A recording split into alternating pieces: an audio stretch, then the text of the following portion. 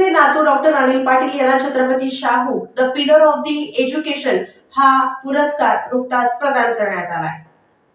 Padma Bhushan doctor Karmaveer Bhaurao Patil यांचे नातू doctor Anil Patil यांना Chhatrapati Shahu Maharaj pillar of the education पुरस्कार ज्येष्ठ साहित्यिक उत्तम कांबळे यांच्या हस्ते प्रदान करण्यात आलाय.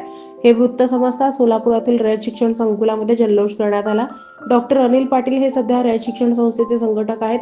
त्यांनी संस्थेमध्ये नवीन शैक्षणिक प्रणाली कार्यरत करण्याचे योगदान दिले.